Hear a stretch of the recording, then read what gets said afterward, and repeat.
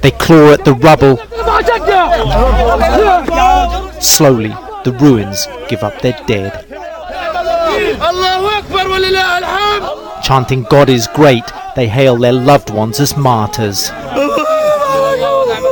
Nothing can ease the pain. Palestinian Abed Samouni says 2 generations of his family were wiped out in this Israeli attack. Not one of my sisters is left, my nephews and nieces have been executed, and my home has been destroyed by the Jews, he says. These corpses have been rotting where they fell 2 weeks ago.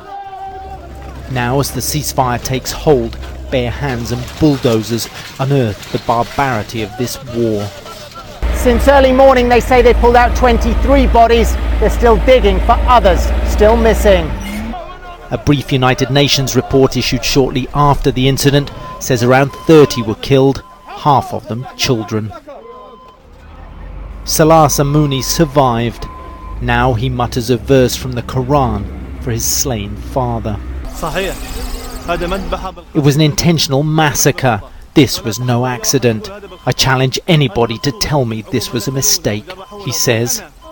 He says in the first hours of the ground offensive on January 3rd, Israeli soldiers rounded up 110 men, women and children and herded them into a house.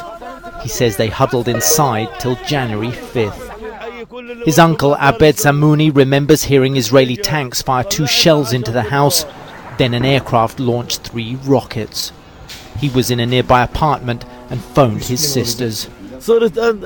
They were shouting and screaming, saying they were on the floor, that they were in a desperate situation, he says. The Israeli military says its actions were in response to continued rocket fire from Hamas and denies it deliberately targets civilians. A spokesman told CNN the IDF is not familiar with any order to civilians to enter any particular building. The IDF does not give those orders, close quotes. The International Committee of the Red Cross says Israeli soldiers stopped Palestinian paramedics reaching some of the wounded for 48 hours. And when they let them through, they had no time to recover the dead. I begged the Israelis for medical help in God's name. They just told us to go and die, he says. Die, they did. Carl Penhall, CNN, Zaytun neighborhood, Gaza.